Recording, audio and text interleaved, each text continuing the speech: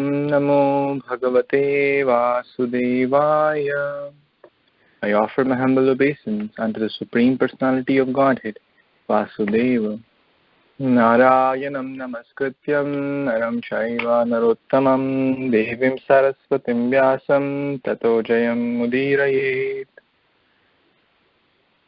Before reciting Srimad Bhagvatam, it is the very means of conquest, one should offer respectful obeisance unto the Supreme Personality of Godhead, Narayana, unto Narayan Rishi, the supermost human being, unto Mother Saraswati, the goddess of learning, and unto Srila Vyasadeva, the author of Srimad Bhagvatam.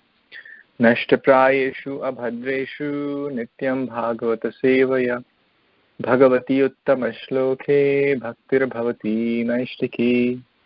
By regular attendance in the classes on Srimad Bhagvatam and by rendering service unto the pure devotee, all that is troublesome to the heart is almost completely destroyed, and loving service unto the personality of Godhead, who is praised with transcendental songs, is established as an irrevocable fact. Gurave Gaurachandraya Radhikaya Dattadalaye Krishnaya Krishna Bhaktaya Tadbhaktaya Namo Namaha. Hare Krishna, dear Vaishnavas, thank you so much for joining. We are reading Grantaraj Srimad Bhagavatam, Canto 7, Chapter 2, Hiranyakashipu, the king of demons. So in the last few verses, we were discussing that how Hiranyakashipu was trying to pacify the relatives of Hiranyaksha, that is Hiranyaksha's wives and children. And he was quoting very erudite philosophy about the eternity of the soul and the temporary nature of the body and things in relation to the body. So let's see what he said further. Text number 24. Evam gunair brahmanyamani manasya avikalaha puman yati tat samyatam bhadre ya alingo lingavan iva. Translation and purport by His Divine Grace, A.C. Bhaktivedanta Swami Prabhupada, Srila Prabhupada Ki Jai. In the same way, O gentle mother, when the mind is agitated by the movements of the modes of material nature, the living entity, although freed from all the different phases of subtle and gross bodies, thinks that he has changed from one condition to another. Purport, as stated in the Srimad Bhagavatam 10.84.13. Yasyatma buddhi gunapetri dhatuke swadhi kalatradishu bhauma ijjadhi yattirtha buddhi salilena karahitchij janeshva abhigeshu sa eva gokharaha.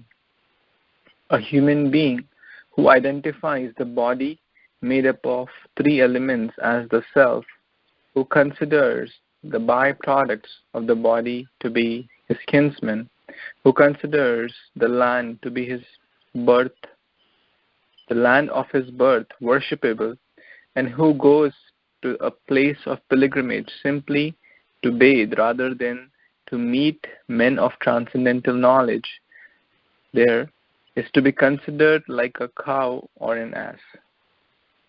Although Hiranyakashipu was a great demon, he was not as foolish as the population of the modern world. Hiranyakashipu had clear knowledge of the spirit soul and the subtle and gross bodies. But now we are so degraded that everyone, including the exalted scientists, philosophers, and other leaders, is under the bodily conception of life, which is condemned in the Shastras. Saeva go khara. Such persons are nothing but cows and asses. Hiranyakashipu advised his family members that although the gross body of his brother Hiranyaksha was dead, and they were aggrieved because of this, they should not lament for the great soul of Hiranyaksha, who had already attained his next destination, Atma, the spirit soul, is always unchanged. Avikalah Puman. We are spirit souls, but when carried away by mental activities, mano dharma, we suffer from so-called material conditions of life. This generally happens to non-devotees. Harab abhakteshu kuto mahadguna. Non-devotees may possess exalted material qualities, but because they are foolish, they have no good qualifications. The designations of the conditioned soul in the material world are decorations of the dead body. The conditioned soul has no information of the spirit and its exalted existence beyond the effects of material condition. Hare Krishna. So this verse is spoken by Hiranyakashipu, who is trying to pacify his mother Diti, the wives of Hiranyaksha, and the children of Hiranyaksha. So he spoke about the eternal nature of the soul, and here also he's mentioning that the body is, one should not identify body or oneself with the gross and subtle body, because the eternal living entity is different from that. And that mentality is basically like an animal. If one thinks, Prabhupada quotes this verse, very nice verse, that one who thinks that this body is just a lump of some matter and some chemicals and earth, water, fire, and this that's my true identity. The things which are born out of that. In the previous verses we discussed, like two people come in a restaurant, they may exchange some words, but never to meet again. Two people come in a flight, they meet, they exchange some words, never to meet again probably. Same like straws in the whirlpool, same like particles of sand in the ocean. They may come, they may exchange some words, and they may think, oh, wow, this person is giving me a lot of happiness, or this person is giving me a lot of distress. But that is all manodharma. And manodharma, that is the business of the mind. The mind tries to trick with this so-called material happiness, so-called material distress, and that is referred to as khara-buddhi or ass mentality or jad mentality, and is condemned by the scriptures. So Prabhupada is quoting that Hiranyakashipu, although in a demoniac body, had much more philosophical knowledge. He was not foolish, but these days very few rare souls who try to or who have this knowledge of soul and body. But to speak of following, that's the next step. Even theoretically, very small percentage of people, just maybe 1 or 2% of people would have this theoretical knowledge. But to speak of acting on that level, that's one step ahead. So in short, the lesson is that I should not have this khara buddhi or donkey mentality by identifying myself with body and just working for the pleasure of the body, but try to uplift myself by understanding the information of the spirit soul and its exalted existence. Prabhupada is writing this, exalted existence beyond the effects of the material condition. That's my true identity as a servant of Krishna. Then one will be happy if one is in that position. Any other comments or questions anyone has? Hare Krishna. This is Bhadra. Danvat everybody. What here is saying that Atma is 1/10,000th of the tip of the hair, very minute. And because of the desire of this Atma is given the body. So Atma is absorbed in the body and is controlled by the body and is overcome by the qualities of the body. And same Atma is pure but becomes like a mind and accepting the qualities of the mind. And this is what is happening with Atma. Atma, we are Atma. That's what is happening. So by the Krishna consciousness, we are understanding this, and we have to come above that. Thank you, Prabhu. Thank you, Prabhuji. Do you want to read the next two verses, Bhadra Prabhuji?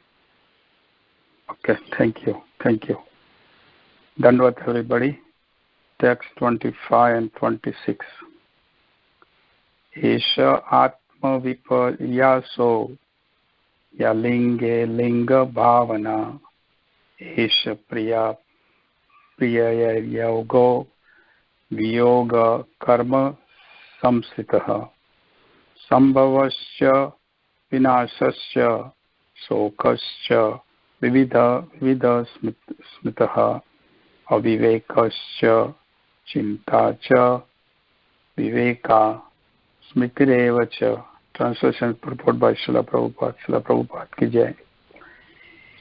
In his bewildered state, the living entity, accepting the body and the mind to be the self, considers some people to be his kinsmen and others to be outsiders. Because of this misconception, he suffers. Indeed, the accumulation of such concocted material ideas is the cause of suffering and so-called happiness in the material world. The conditioned soul is thus situated, must take birth in different species and work in various types of consciousness, thus creating new bodies. This continued material life is called samsara. Birth, death, lamentation, foolishness, and anxiety are due to such material considerations. Thus, we sometimes come to a proper understanding and sometimes fall again to the wrong conception of life. So again, the point is that because we are part and parcel of the Lord, and we meant to serve the Lord as a part and parcel, but we had a separate desire to be equal to the Lord or enjoying greater than the Lord, or Lord is not existing at all. So we are given this material body. And as it's mentioned in the previous verse, the Atma, which is a very minute particle, is given the body. So because of the minute particle, qualitatively we are equal to the Lord, but quantitatively we are not. We are Sachidanand Vigraha, just like Krishna. But because of this body we receive, and Atma is minute, Atma is identifying with the body. That is gross level, but Atma is also having the qualities of the mind, which is the thinking, feeling, and willing. So, because people have no understanding of this, and of course, this today's present age, they don't even believe in the Paramatma or Atma even. All the bodies come by the chemical Darwin theory. Body is made of the chemicals. And they don't even realize that sometimes, the scientists. So, because Atma is considering this way, what is happening is that Atma is going through because of that, whatever suffering is having the mind, as Atma is thinking. Atma is thinking, I'm suffering. But actually, Atma is above the suffering. But of course, that doesn't mean that we can kill the animals and the Atma is not affected. Atma is already affected by that because it is a natural constituted position of the Atma to the spirit soul. So it is affected. But because Atma is considering to be identifying with the body, so whatever is happening in the material world is considering what the mind is thinking. And this is what is on the level of the mind and intelligence and ego, because ego is the false ego, considering I'm this body, is going on through the cycle of birth, death, the old age and disease, continuation from one life to another life, one life to another life. This is going on and this is what the samsara is.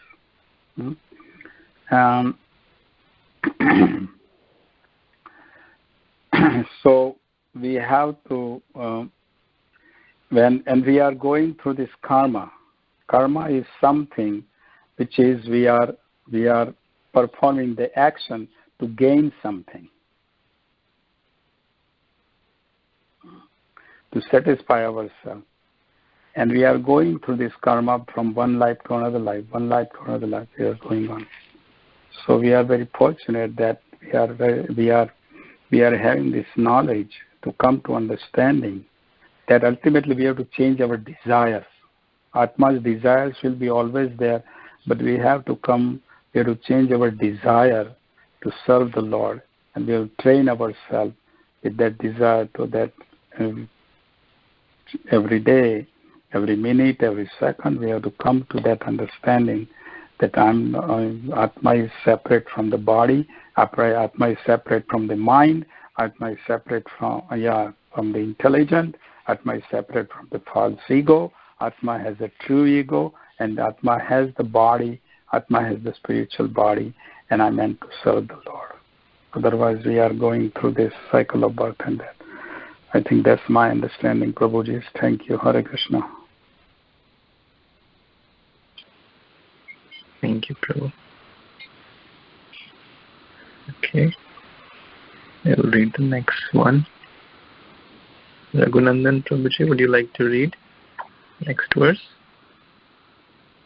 Sure, Prabhu. Hare Krishna. Text 27. Atrapyudaharantimam itihasam puratanam yamasya preta bandhunam samvadam tam nibodhata. Translation. In this regard, an example is given from an old history. This involves a discourse between Yamaraj and the friends of a dead person. Please hear it attentively. Purport. The words Itihasam Puratanam means an old history.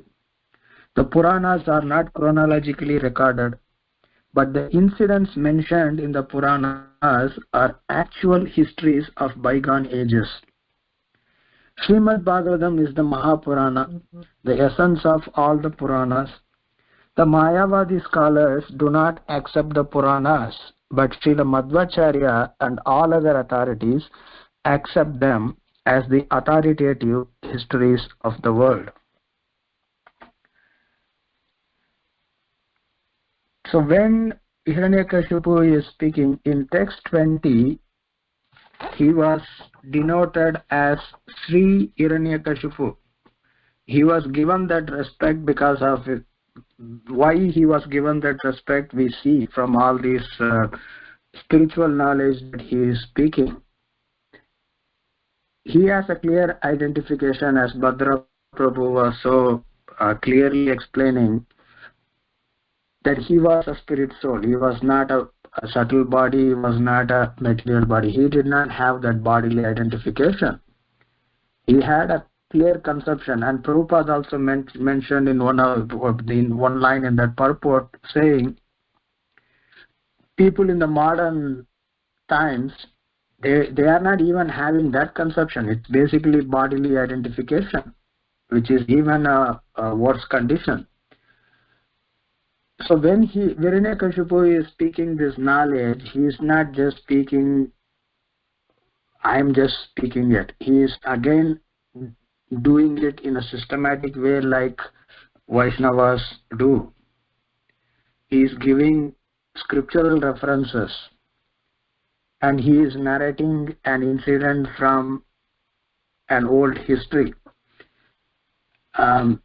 India had a rich history and dates back to a very long time, but due to various invasions and superimposition of philosophy from the invaders, many people in India today consider that these Puranas are mythology. Itihasas are mythology. It is history, it is historical narration. That is the belief of the followers of the Vedic system. But unfortunately, even my modern educated Indians, they tend to just use some phrases and jargons that are in vogue now and say, oh, it's a myth. Ramayana is a myth, Mahabharata is a myth, Puranas is a myth. And then even amongst the followers of the Vedic system, the followers of Shankaracharya put more emphasis on Vedas and Upanishads, Shrutis, that which is heard. Puranas and Itihasas fall under the category of Smritis, that which is remembered.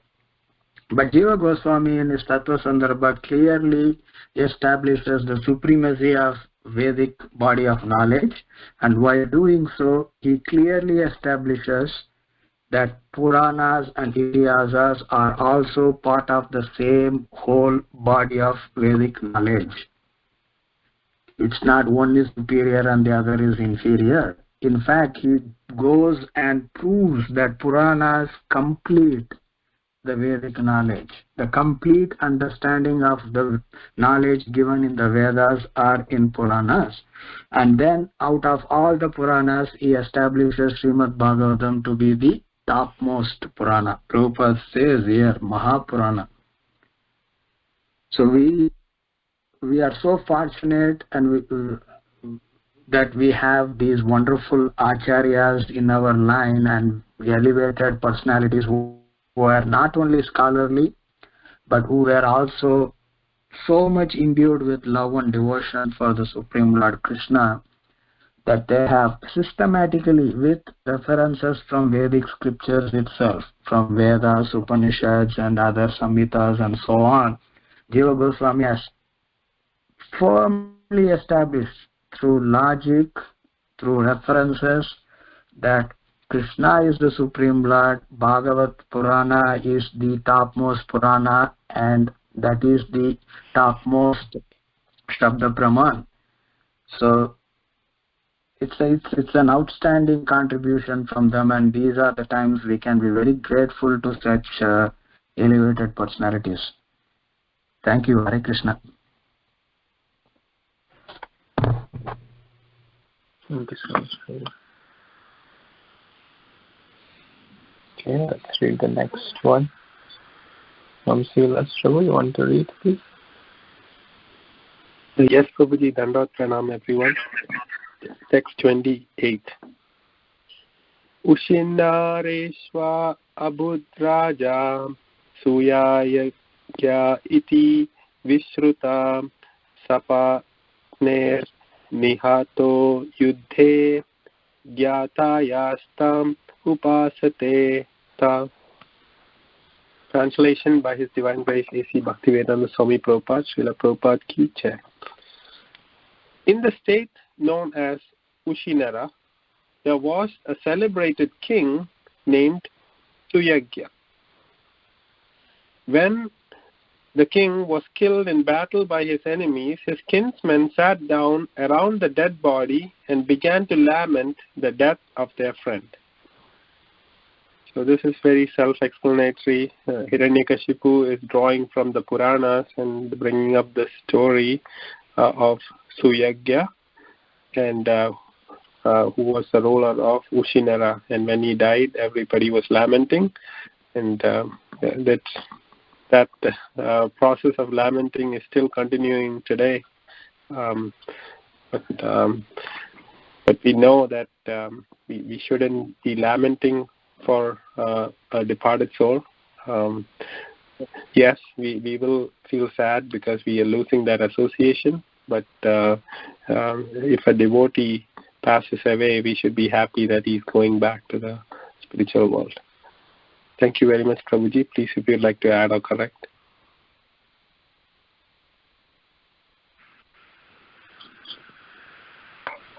So, we'll continue. Any other comments or questions so far?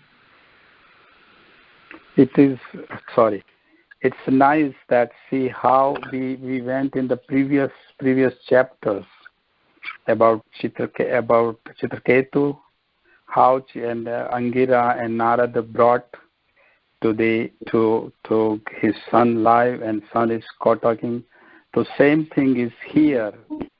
By this example, he's showing to the persons who are lamenting, because Hiranyakashipu can say many things, but they will probably the people who are, they will probably not accept it. So here they are bringing, Hiranyakashipu is so expert, So he's telling the past time of this what happened, so that they can be, the relatives, and they can be convinced that yes, this is what reality is. And that's what we also sometimes, when we are preaching, when we are giving class, when we say the example of something like this or anything, then that goes in the mind of the people. Otherwise, people are not interested just hearing the philosophy for 1 hour. They are not interested. Believe me, it's difficult. But when we have this example, Hiranyakashipu is so expert, he is now giving this example. Thank you, Prabhu. Thank you, Prabhu. Very nice mind. Okay, so Tiraj Govind Prabhu, would you like to read, please?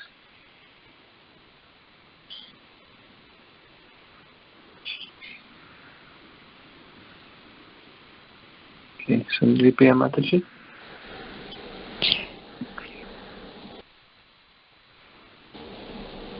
Yes, Prabhuji. Hare Krishna. Please accept my humble obeisances of glory to Srila Prabhupada. Text 29 to 31. Visirnaratna kavacham vibhirata bharanafrajam saranirbhina hridayam sayanam asrig avidam prakrinakesham dvastaksham rabhasadastadashhadam rajakunta mukham bhojam sinadyudabhujam hriday Usinarendram vidhina tatha kritam patim mahishyas parasamikshya dukhita hatasmanatheti karare uro prisham ghanatyo muhustat padryor upapatam. Translation by purport by His Divine Grace A.C. Bhaktivedanta Swami Srila Prabhupada. Prabhupada ki jai. His golden bejeweled armor smashed, his ornaments and garlands fallen from their places, his hair scattered and his eyes lustrous.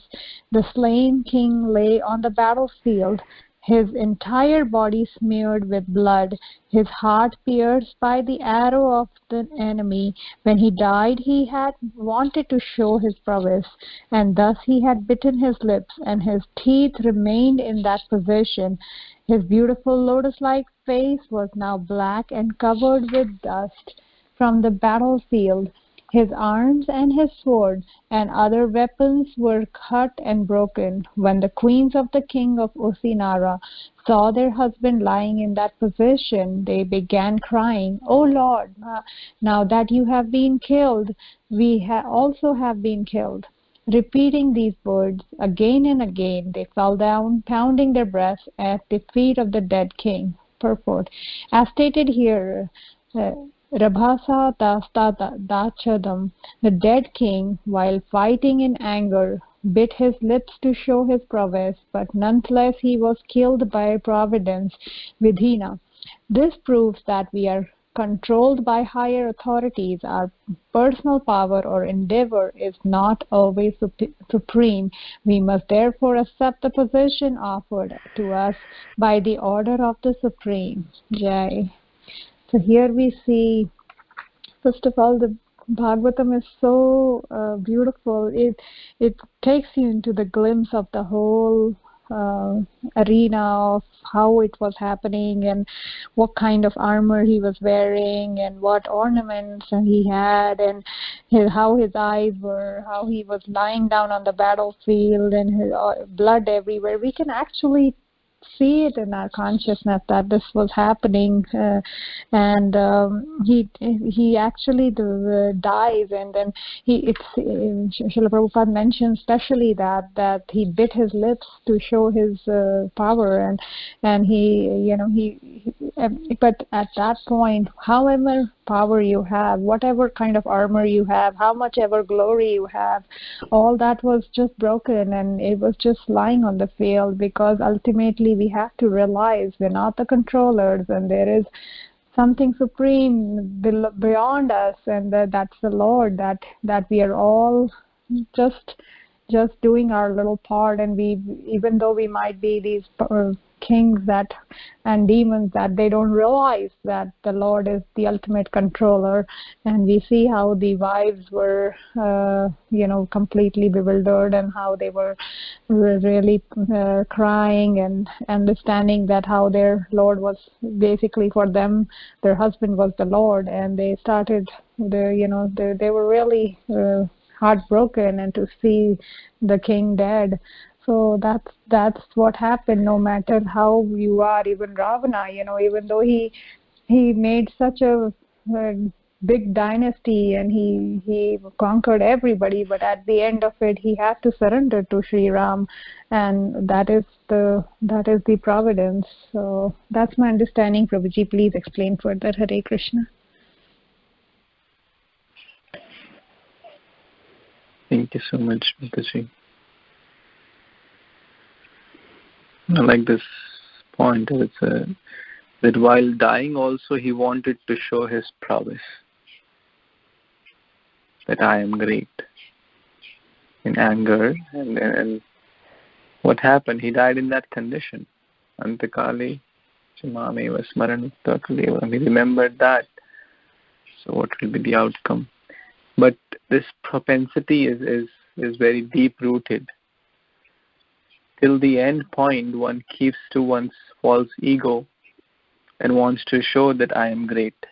My prowess is great. Oh, I have good intelligence, or good beauty, or wealth, or name, fame. And this does not go easily until the last point. But what will happen? By the will of the providence, the last day will come, and then the end. So, the king of Usinara, Suyajna, is dead, and everyone, relatives, wives, kingdom, they're all mourning. So let's see what happens next. Nandini Kishwari Mataji, you want to read, please? Yes, Pranam. Text 32. Rudatya uchcheda iyatingyam pankajam sinchatya astre kucha kung marune vistrasta kesha bharana shucham nunam srujantya akranda naya vile pare pire. Translation by His Divine Grace Sri Bhaktivedanta Swami Prabhupada, Srila Prabhupada Ki Jai. As the queens loudly cried, their tears flooded down their breasts, becoming reddened by kumkum powder, and fell upon the lotus feet of their husband. Their hair became disarrayed, their ornaments failed, and in a way that evoked sympathy from the hearts of others, the queen began lamenting their husband's death. Hi, hi. So, this is how beautiful Srimad Bhagavatam describes it. Paints a picture in front of you. How when somebody is passing away, somebody has passed away, a person laments. We also see, this also reminds me a description of Mother Yashoda running after baby Krishna, or Rukmini falling down when Krishna was teasing her. That it says the same words, the tears slided down the breast, and it reddened the kumkuma powder, and fell upon the lotus feet of their husband, or in that other case, Mother Yashoda. And hair became disarrayed, ornaments failed. But in this case, it won't. What gets evoked in our hearts while reading that is love for Krishna. In one case, love for baby Krishna, and one other case, love for this very smart husband who loves his wife, and teasing, Prabhupada says, is a way of increasing ecstasy in the marriage. So we see how the same reaction is there, but same action is there, but the reactions are so different. One is going to, like you said, the king of Usinara, Suyajna, is going to bind them with him life after life probably, because they are lamenting for his death, his death, and their death is also coming. Most likely they will go sati. And in other case, it liberates us from the cycle of birth and death. Back to you, Prabhu. Thank you very much. Hare Krishna. Thank you so much, Mataji. Very nice. Okay, let's read the next verse, text number 33. Yes, Subrat Prabhu, would you like to read, please?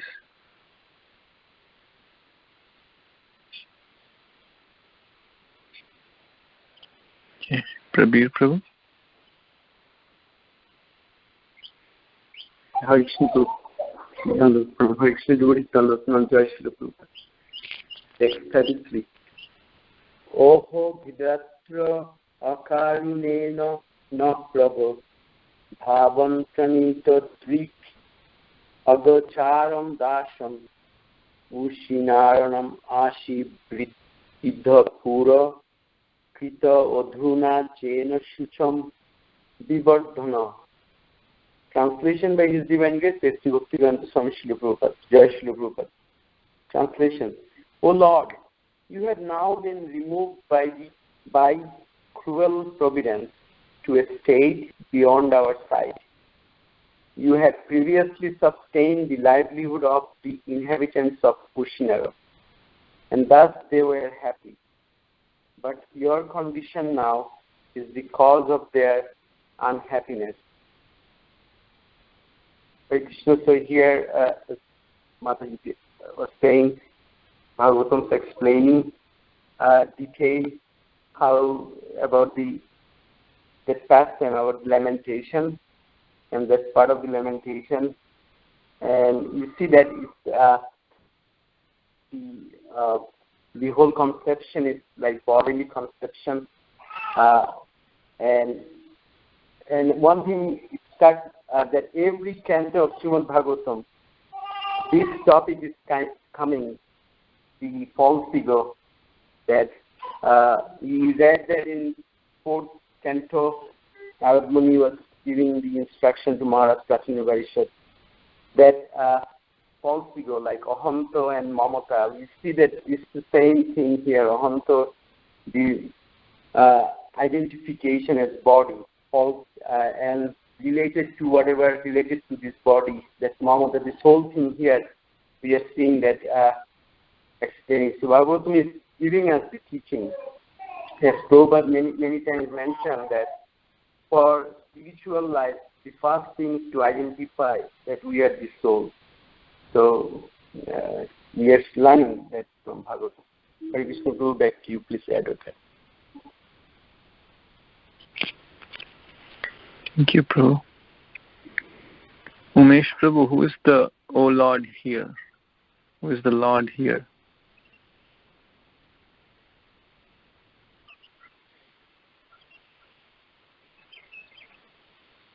Kirti Mataji, who is O Lord here? The king who died on the battlefield, because those wives were addressing the king. Very nice. You want to read next verse, Mataji? Yes, Prabhu, I can read. Thank you. Dandavat to everyone. Text number 34. Tvaya krutadnenam vayam mahipate katham vina samya sruhutamenate tatranuyana tava virapadayoho shushruti namdisha yatra yapsasi. Translation and purport by A.C. Bhaktivedanta Srila Swarup Prabhupada ki jai. O King, O Hero, you were very grateful husband and the most sincere friend of all of us. How shall we exist without you, O Hero? Whatever you are going, please direct us there so that we may follow in your footsteps and engage again in your service. Let us go along with you. Purpose. Formerly, the Kshatriya king was generally the husband of many wives, and after the death of king, especially in the battlefield, all the queens would agree to accept Saha Marana, dying with the husband who was their life. When the Pandu Maharaja, the father of Pandavas, died, His two wives, namely mother of Yudhishthira, Bhima and Arjuna, and the mother of Nakula and Sahadeva, were both ready to die in the fire with their husband.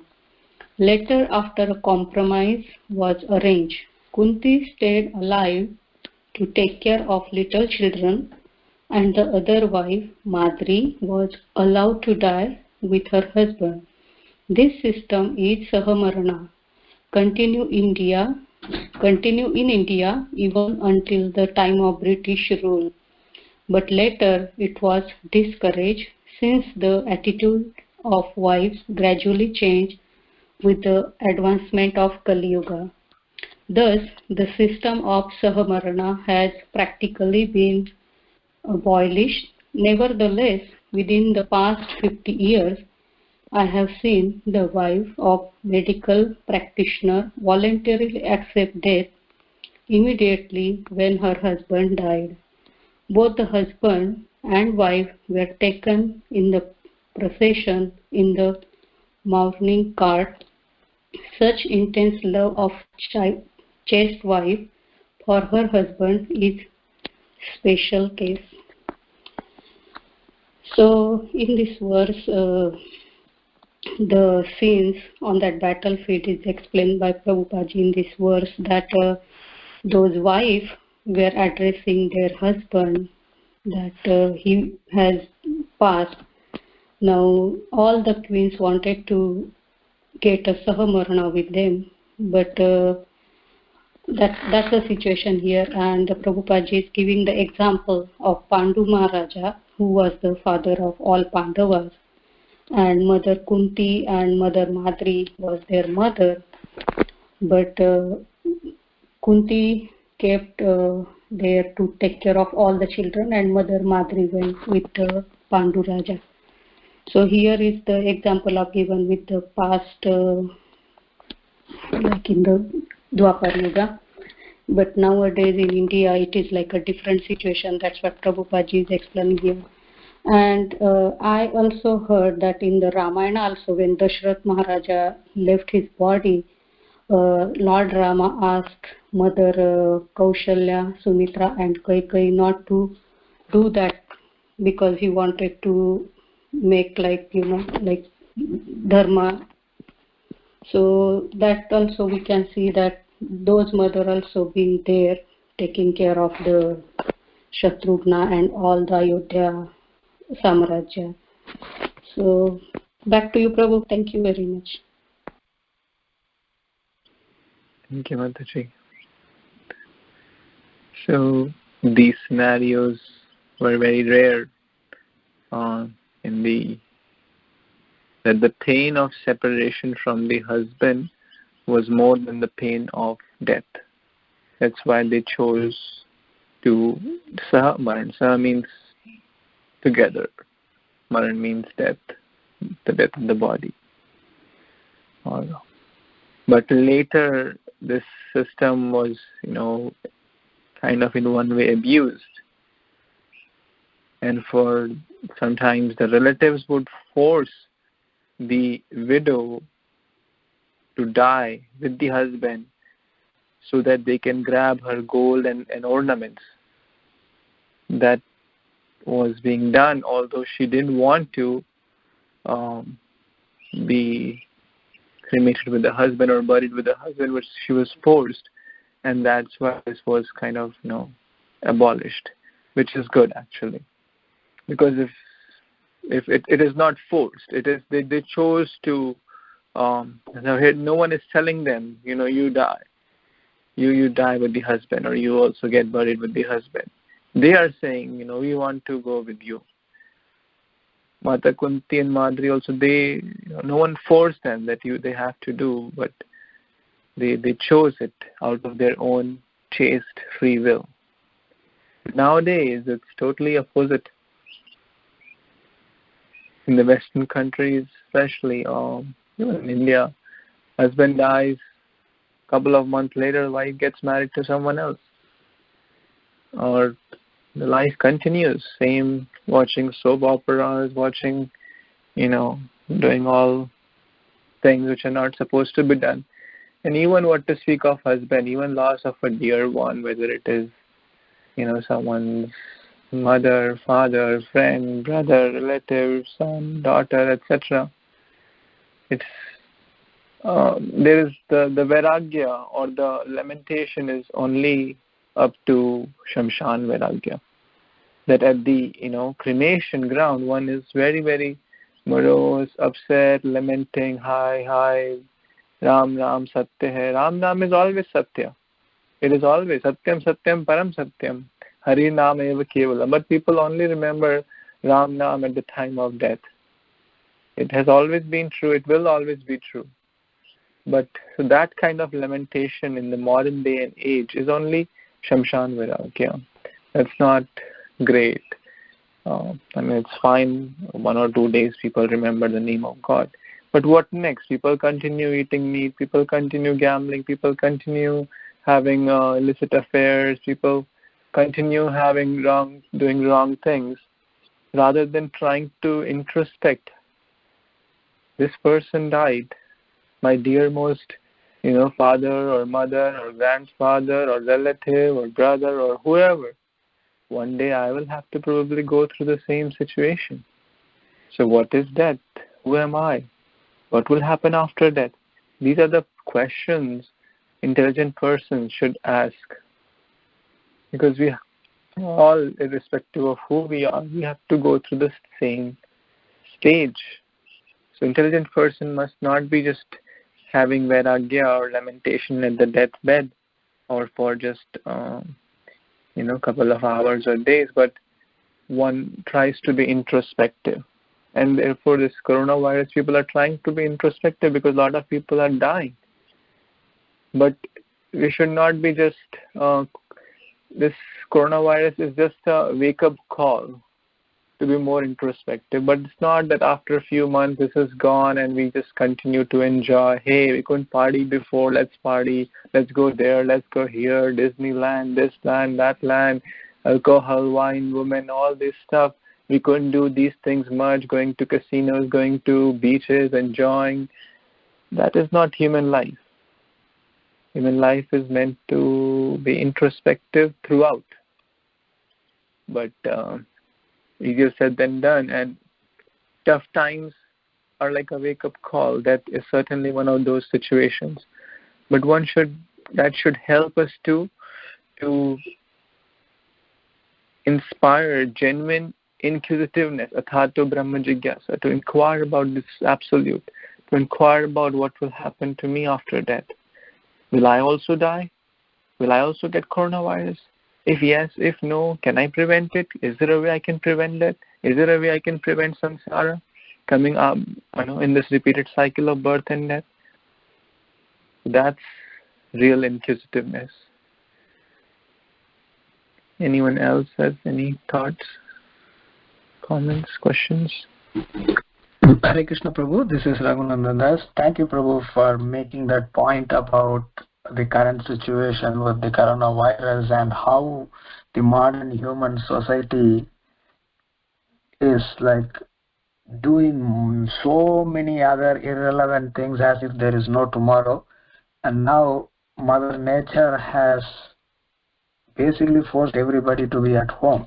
And one thing that I recently read, just maybe yesterday or today, it was from a science magazine. And they have done the seismological studies, and especially in all the big cities across the world, the vibrations of Earth has settled down a lot since the lockdown has happened. Because people are not moving around and flying and all the stuff. It's basically recorded by these seismological devices that the vibration of the earth has slowed down a lot. And that reminded me of Mother Earth praying to the Supreme Lord about the burden that she is carrying, and she is pleading to the Supreme Lord to come and diminish the burden that is on her. So modern human society is like heading fast towards destroying themselves and destroying this beautiful planet.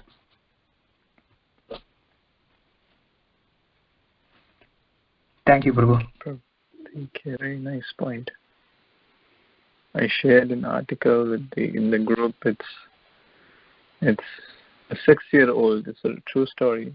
Asking her mother, "Is this Corona Krishna?" And all the points you mentioned, that Mother Earth, how he's trying to restore the balance. So that's so true. The pollution levels have gone down and the natural balances. So that's so true. Any other comments and questions? Yeah, I have one comment. That part is true, but there's also the other aspect that many people are not really introspecting. All they're doing, the alcohol sales have gone up dramatically. So they've just gone from what is bad to even a worse situation. So that's how they're trying to drown their sorrows.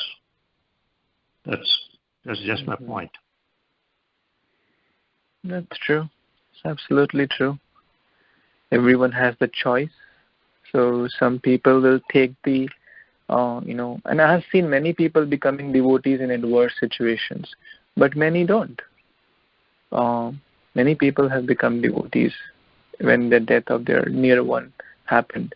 Many people I can personally tell in some of my acquaintance and then some devotees I know. But it's not that all of their relatives become devotees. So it's absolutely true. And therefore Prabhupada says only intelligent people take to Krishna consciousness. One who is too much puffed up in the bodily business, they cannot take to Krishna consciousness. They cannot, take to this life. They're too busy in sense gratification, just waiting for this, bars to open, just waiting for the alcohol to come back in the store and I'll be the first one to get it. That's their whole meditation. You're absolutely correct. So, yeah, what can be done? You can pray for them. You can give them prasadam if possible and pray for them. So, but some people will take it. Majority won't take it. That's the law. Because it is not an easy thing either. Coming out of the cycle of birth and death is no joke. The facility is there. Bhagavad Gita, Bhagavatam is available to all. It's not that only it's $1 million book and only very rich people have access, or only very, it's accessible to everyone. It's freely available. But it is so free, it is that some people, it is so simple that most people will miss it, Prabhupada says. Bhakti is so simple, Krishna consciousness is so simple that many will miss it. So we can pray for them. That's all we can do. Any other comments, questions?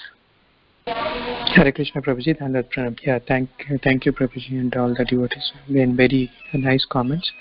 So as you rightly said, people, when somebody loved ones dies, they lament for a few days and then they continue with their materialistic, activities. And also we see that, they don't go back to why this was caused. And I was also, reading a news article. They say that, in China, it is back to normal. They have already started opening again this wet markets again, where this was caused. And, here also in US and other places, people are still, eating meat, regularly, even though we see that.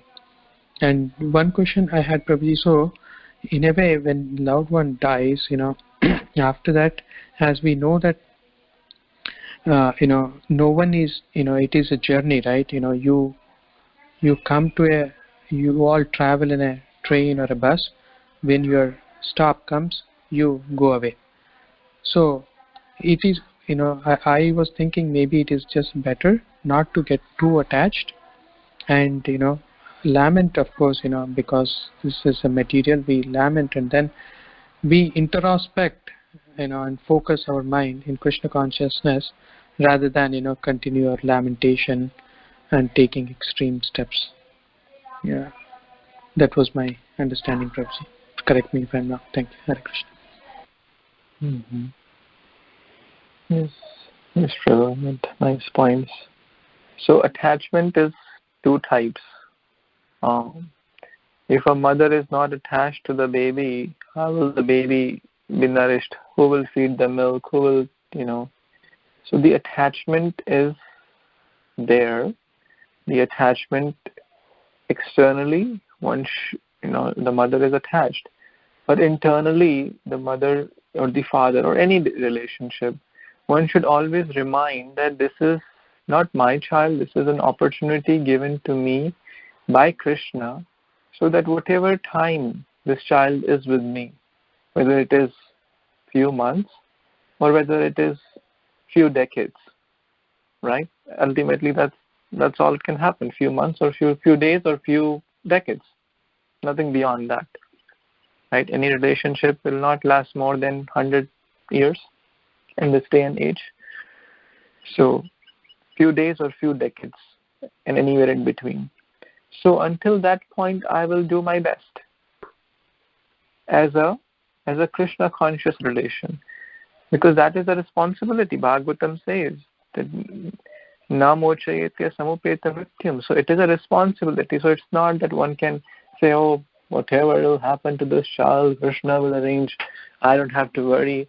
If he wants to become a devotee, he'll become a devotee. If he wants to become an atheist, he'll become an atheist. That is true. But what are we doing as a responsibility?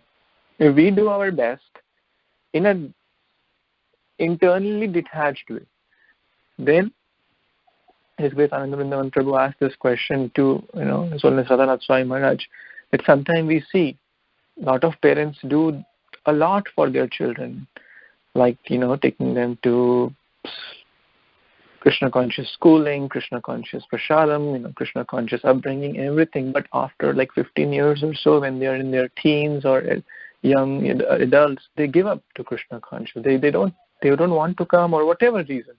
How do we understand that?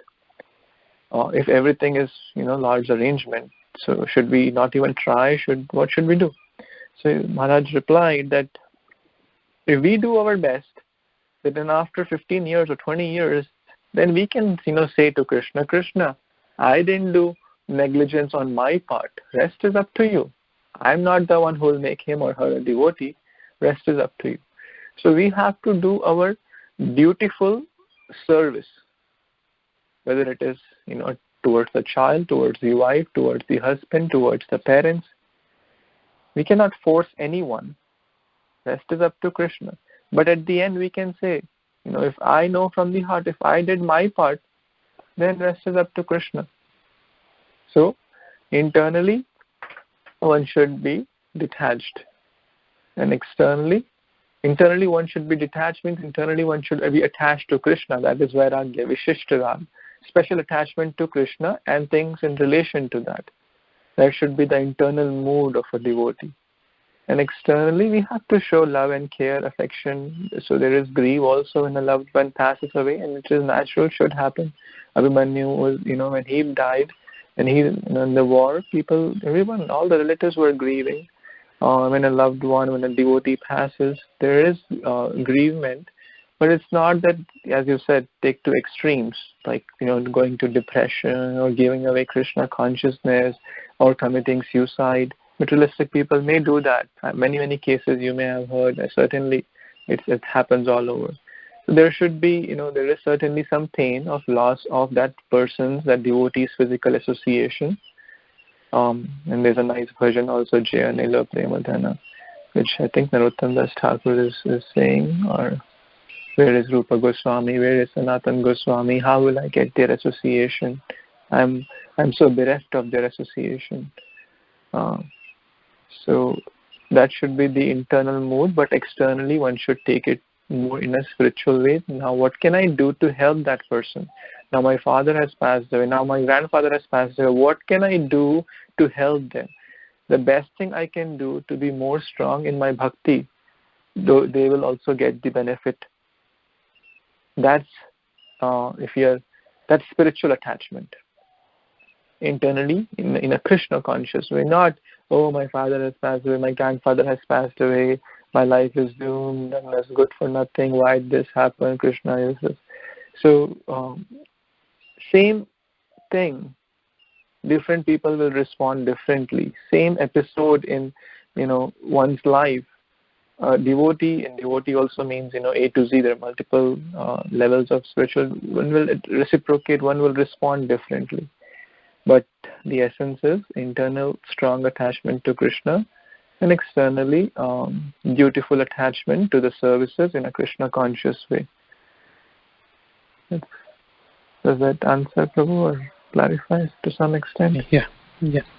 Thank you. Hare Krishna.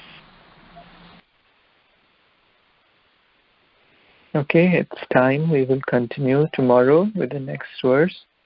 Grantraj Srimad Bhagvatam ki jai, Srila Prabhupada ki jai, Samavita Gaur Bhaktavind ki jai, Vancha Kalpatarubhyascha Kripa Sindhubhya eva cha Patitanam Pavanebhyo Vaishnavebhyo Namo Namah.